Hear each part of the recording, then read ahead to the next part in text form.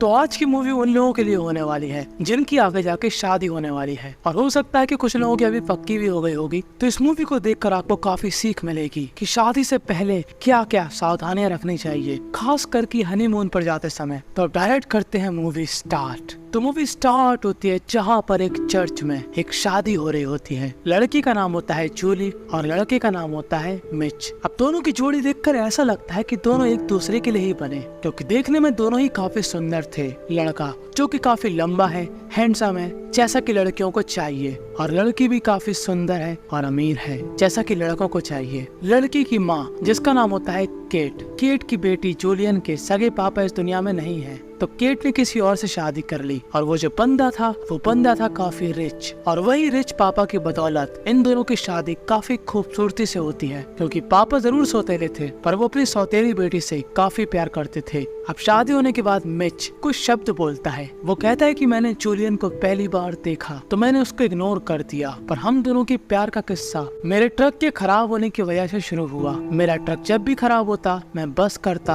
और बस में होती जूलियन, और उसी बस के चक्कर में आज हम लोगों का घर बस जाएगा। अब ये दोनों हर एक कपल की तरह हनीमून में जाने वाले हैं कि तभी जूली की माँ से कहती है कि देखो बेटा, तुम सच में उसके साथ जाना चाहती हो? अब आंटी को समझाओ कि भैया उनकी शादी हो गई, तो अब सच में ना सच में ये कोई मतलब ही नहीं बनता। दरअसल जूली जाने वाली है अपने हस्बैंड के साथ हनीमून पर, वो भी पूरे 2 हफ्तों के लिए, और वो इस बात को लेकर काफी खुश होती है। अब जाहिर सी बात है हनीमून का नाम सुनते ही सिंगल लोग भी शर्मा जाते हैं, जैसे कि अभी आप शर्मा रहे। तो अब दोनों ही गाड़ी में बैठकर चले जाते हैं। अब आम लोगों का हनीमून कहाँ पर होता? Manali, Singapore, Bangkok. पर जूली क्या देखते है कि मेट उसको जंगल की तरफ ले जा रहा। माना कि वो कहावत है कि जंगल में मंगल, पर लगता है मिच उसको कुछ ज्यादा ही सीरियस ले गया। तो अब जंगल के अंदर पहुंचने के बाद ये दोनों एक जगह पर गाड़ी खड़ी करके आगे बढ़ने लगते हैं। जूली पूछती है तुम आखिर मुझे कहाँ ले जा रहे? तब मिच बोलता है थोड़ा सब्र करो, तुमको एक काफी बड़ा सरप्राइज दूंगा। और तभी थोड़ा और चलने के बाद यहाँ पर होती है काफी बड़ी नदी, और इस नदी के बीचों बीच एक घर होता है, और यही था मिच का सरप्राइज जूली के लिए। और हमारी तरह जूली को भी ये जगह काफी बेहतरीन लगती है, पर हम सभी को मालूम कि अगर मूवी इतनी सिंपल होती तो मैं एक्सप्लेन ही क्यों करता। तो अब मिच बताता है कि हम लोग 2 हफ्ते के लिए इसी घर के अंदर रहेंगे। तो अब जूली को काफी अजीब लगता है, पर वो कहती है ठीक है, जगह तो काफी सुंदर है। तो अब ये दोनों ही इस घर के अंदर रहना शुरू कर देते हैं, पर यहाँ पर नेटवर्क बिल्कुल नहीं आते। अब मिच बताता है जूली को कि वो अपने फादर के साथ यहाँ पर बचपन में अक्सर आता था। जूली बोलती है कि तुम्हारे फादर हमारी शादी में क्यों नहीं आए? तब मिच बोलता है कि उनको शायद कोई काम होगा, वो काफी बिजी रहते हैं। अब हमको आगे मालूम चलेगा कि वो आगे कहाँ पर बिजी रहते। तो अभी तो शुरू के कुछ दिनों तक काफी खुशी रहते हैं, और हनीमून के लिए आए थे तो रात भर बिजी रहते हैं।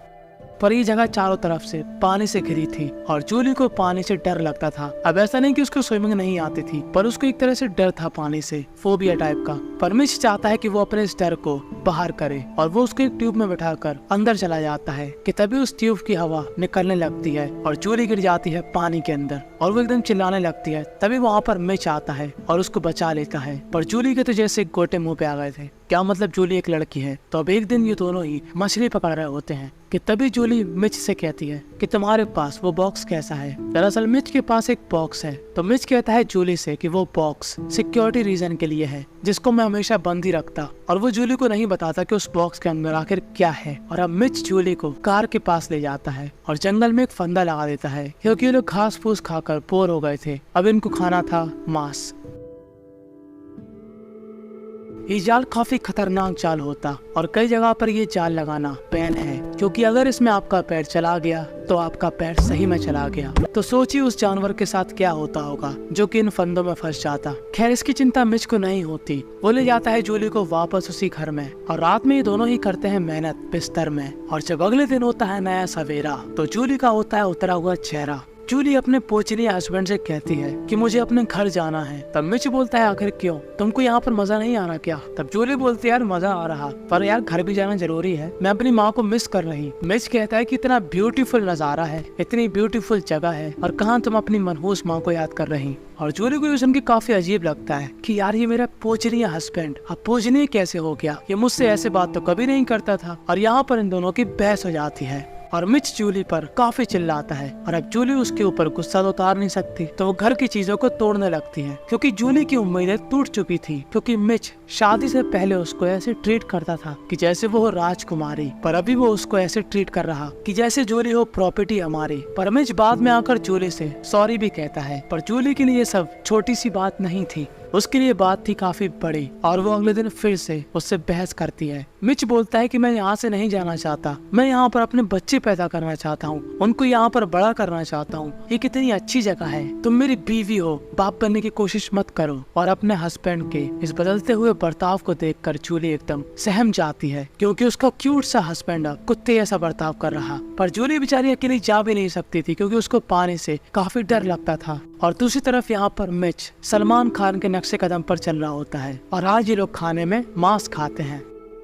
अब इन दोनों के बीच के रिश्ते में थोड़ी खटास आ चुकी थी क्योंकि दोनों एक दूसरे की बातों से अब एग्री नहीं कर रहे थे। मिच को डर था कि जूली उससे दूर ना चली जाए और जूली बस यही सोचती थी कि वो कैसे इससे दूर जाए। और एक दिन जब मिच अपना सिक्योरिटी बॉक्स बंद कर रहा होता है कि तभी उससे वो बॉक्स और उसके अंदर होते हैं काफी सारे कागज। और जब जूली उन कागज को देखती है तो वो उन कागजों को पहचान जाती है। दरअसल ये कागज थे जूली की ओल्ड मेमोरी और उसको समझ में आता है कि मिच उसको काफी लंबे समय से फॉलो कर रहा, ना कि सिर्फ 1 साल से। पर मिच ने इस बारे में कभी नहीं बताया था। अब अगर ऐसा इंडिया में होता तो हमारे यहाँ की लड़कियां पता क्या सोचती, यार ये लड़का कितना केयरिंग है, भाई साहब मेरी ओल्ड मेमोरी बचा के रखा। पर जूली कहती है मिच से कि तुमने मेरी ओल्ड मेमोरी बचा के रखी, तो मुझे काफी लंबे समय से फॉलो कर रहे थे, ये तो वही लोग करते जो कि साइको होते। और मिच कहता है हाँ मैं तुम्हें काफी लंबे समय से फॉलो कर रहा था क्योंकि तुम वो काफी अमीर लड़की और तुमको पटाना हलवा नहीं था। मुझे पूरी रिसर्च करनी पड़ी कि तुम्हें क्या पसंद है क्या नहीं पसंद और तुम्हारे आसपास कितने हैंडसम लोग थे, उनसे पहले मुझे तुम्हारे ऊपर चांस मारना था। तब जूली कहती है अच्छा तो इसलिए तू मेरे को जाने नहीं दे रहा क्योंकि तुझको ऐसा लगता है कि मैं अपने घर जाकर किसी और लड़के को पटा लूंगी। तू मेरे दोस्तों से जेलस फील करता क्योंकि वो तेरे से ज्यादा स्मार्ट और रिच है। और ये बात सुनकर मिच को लग जाती है मिर्ची, पर इस मिर्ची की मात्रा और बढ़ जाती है जब जूली ये कहती है कि मैंने उन लड़कों के साथ काफी कांड भी किए,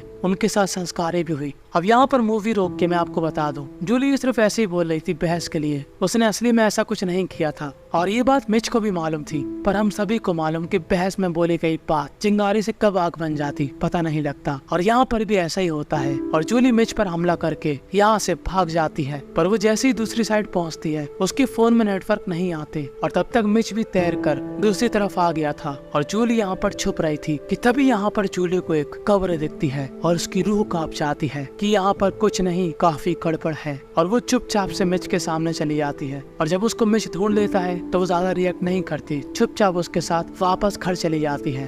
पर मिच को मालूम था कि जो लड़की एक बार भागने की कोशिश कर रही वो दोबारा भी कर सकती है, तो मिच नदी के उस पार जाने का साधन ही हटा देता, यानी कि उस नाव को पानी के अंदर डुबा देता। मतलब आप समझ रहे हो मिच अब किस लेवल पर आ गया। और वो अगले दिन जूली से कहता है कि वो बोट पता नहीं कहाँ पर चली गई, पर जूली को सब कुछ मालूम था कि ये सब इसी ने किया होगा। और अब जूली को यहाँ पर रहने से काफी घुटन होती है क्योंकि मिच उसके ऊपर 24 घंटे नजर रखता कि वो कहीं यहाँ से भाग ना जाए। और वो अपने इस बक्से को लॉक करके उसकी चाबी अपने गले में टांग लेता और इस बॉक्स के अंदर होती है उसकी गाड़ी की चाबी जिसको जूली पाना चाहती है। पर उस चाबी को पाने के लिए जूली बिना मन के भी तैयार है मिच के साथ संस्कारी रात बिताने के लिए। और जब रात में उसको चाबी मिल जाती है तब वो बक्सा खोल के देखती है कि मिच के बक्से में एक प्रॉपर्टी का कागज है जो कि उसके फादर ने मरते हुए लिखी थी, यानी कि मिच ने झूठ बोला कि उसके फादर जिंदा हैं, उसके फादर मर चुके हैं और जिसकी हमने कबर देखी थी वो मिच के पापा ही थे। और अब जूली यहाँ से भागने का डिसाइड करती है, वो अपने एक बैग का सहारा लेकर तैरते हुए जाती है।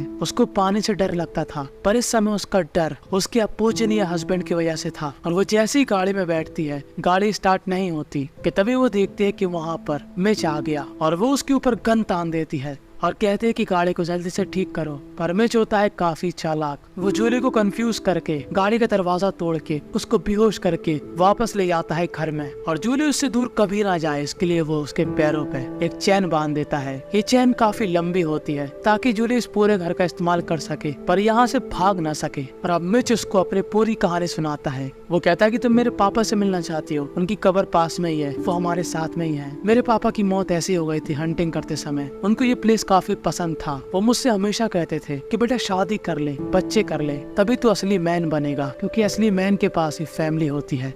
और जब मैंने शादी कर ली तो एक तुम हो जो कि मुझे कोऑपरेट ही नहीं कर रही, यहाँ से भागना चाहती हो। हमारे पास क्या नहीं है, हमारे पास खाने को है, पीने को है, इतना अच्छा व्यूज है, और तुमको क्या चाहिए? चील का मुंह। तुम वापस जाना चाहती हो अपने स्टेप फादर के पास क्योंकि वो काफी रिच है, वो हमको रहने के लिए काफी बड़ा घर देगा। पर जूली यहाँ पर कुछ भी नहीं बोल रही थी क्योंकि वो समझ चुकी थी कि उसका पूजनीय हस्बैंड, जो कि अब अपूजनीय है, वो एक नंबर का साइको है। और साइको लोगों से बहस करना यानी अपने ही पैरों पर कुल्हाड़ी मारना।